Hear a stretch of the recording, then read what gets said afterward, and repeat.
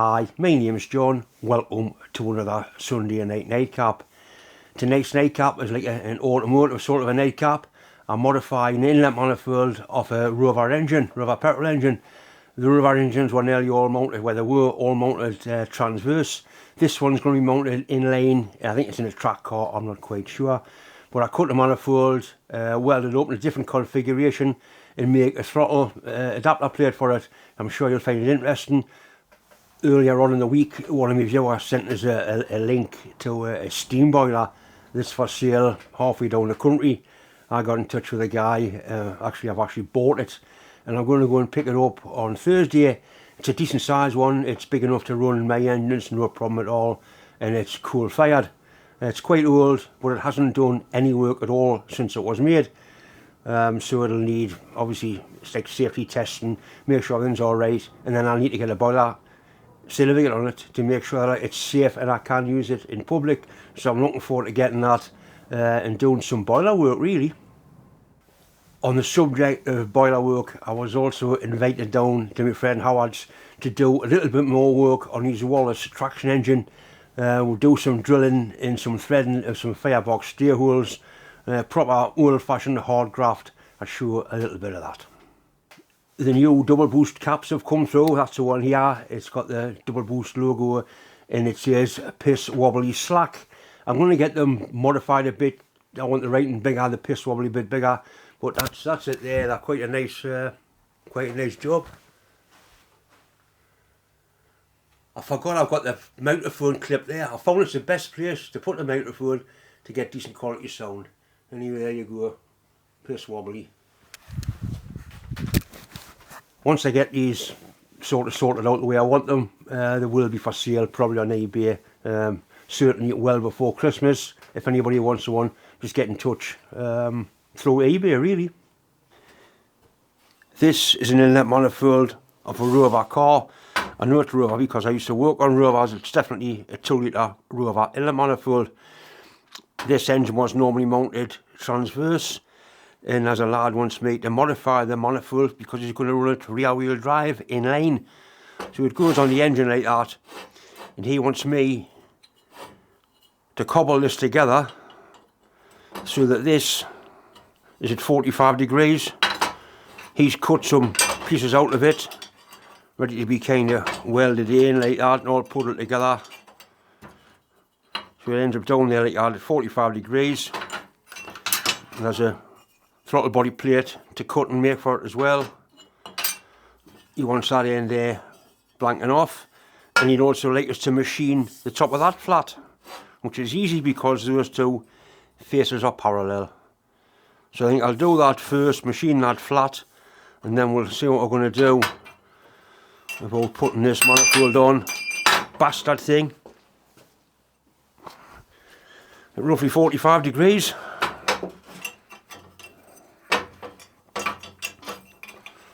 That way like that.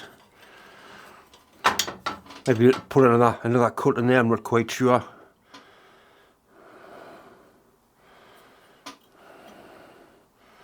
Obviously he wants those pipes leaving in.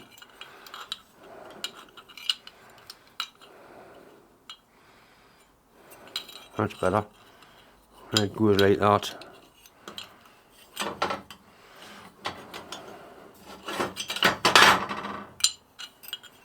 Yep, in there like that, that's it. And that should give, well that's not 45 degrees, nearer 30, but I'll be able to grind some away and I'm sure I'll be able to get that angle right, somehow or other.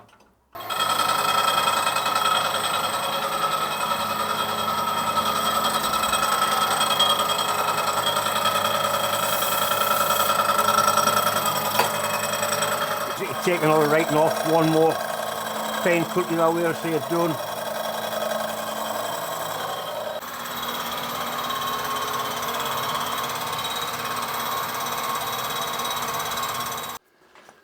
This is the adapter plate, and it's going to be the adapter plate for the throttle body. So I need a hole boring in there, the same size as that.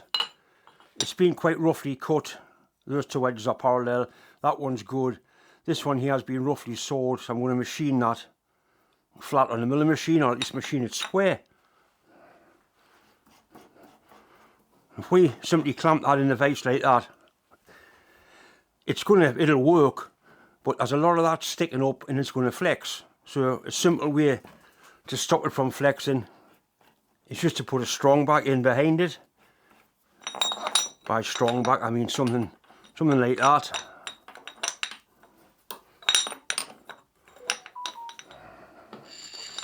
If we tighten it up onto there, it's going to be a lot more rigid.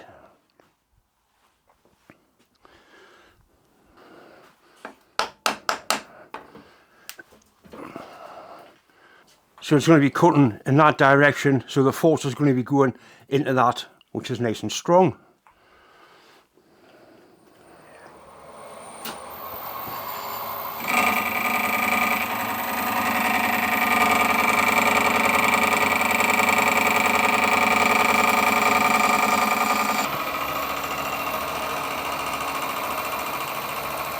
Just about there. One more cut to see it nice and level.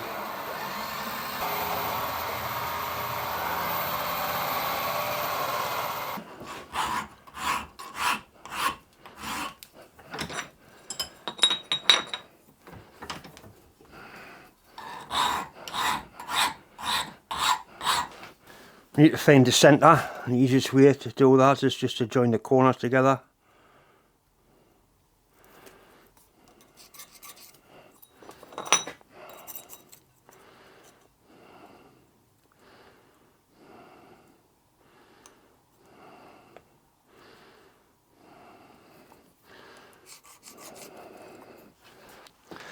This centre punch coming a load of gear I got given, it's an Eclipse one. It's had a lot of use, it really is. A good bit of gear, I use it all the time now, it's me. So to go to centre punch, spot on. I need to set this up in the 4-jaw chuck to bore the hole in it, but I need it away from the chuck face so the boring tool can go all the way through. This is the way I do it, I've shown this before. We need 2 parallels in behind there, just 2 bits of tool steel, that's all they are. And then we'll bastard. It's easier if you have your wife to turn the tailstock handle. Right there and behind there. Turn this in now until that centre mark goes in the centre like that. Put a bit of weight on it. Alright, so that's pushed up against the parallels. In the centre pop mark is just about where it's meant to be, like that. So we'll now gently nip up each jaw, and that's going to be reasonably well centred.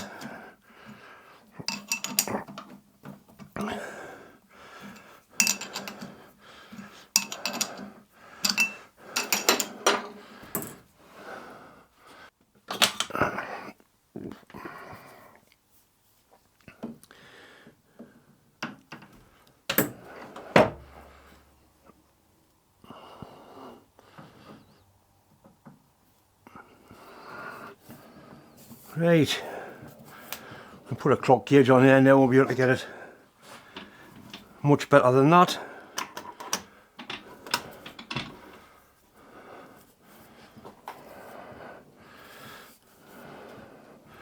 Right, so we'll find the high jaw, which is that one, tighten that. Parallels have dropped out, that's alright, it's still held where it needs to be.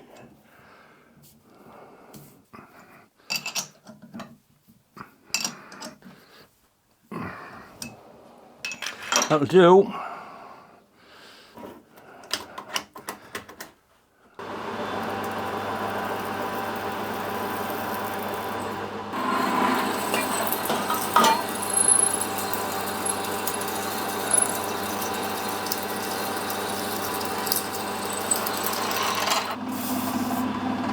All I want to do is get the thickest out first as quickly as possible and with as little swarf as possible.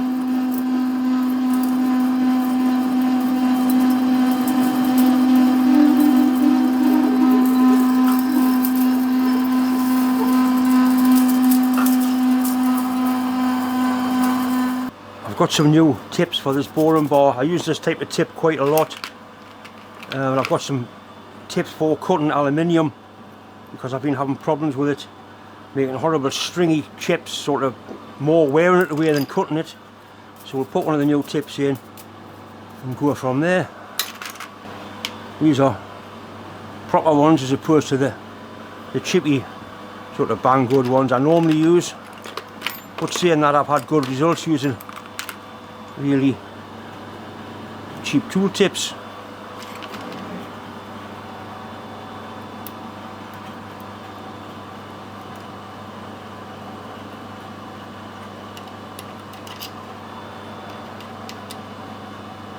Got a much steeper angle on there, like a chip breaker, so hopefully that'll break the chips for us.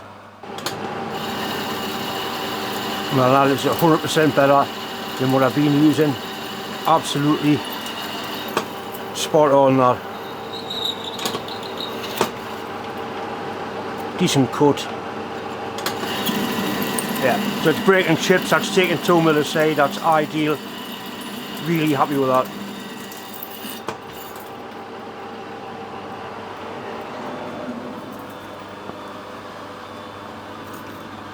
That's what I was getting off the other tool, just tearing it off as opposed to machining it.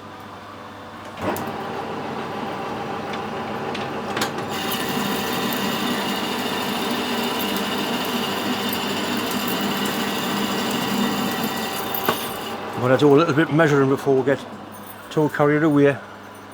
I've zeroed the caliper on the hole, and we're 6.5 mil under size. We need a 55 mil hole, and we've got a hole that's about 49.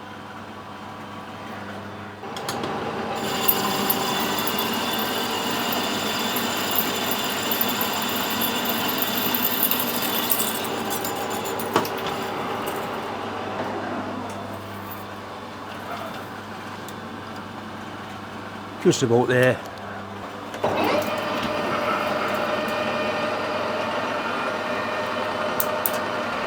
What sort of finish this puts on.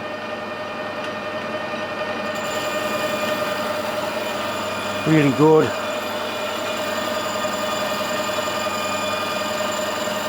I'm not taking a deep enough cut, that's why it's not breaking the chips. Or I'm possibly running too fast, or possibly too slow feed rate. It's just a case of experimenting with me anyway till I get it right. I'm just going to use that tool. No, I'm not. I'll use this one just to derag the bottom of the hole.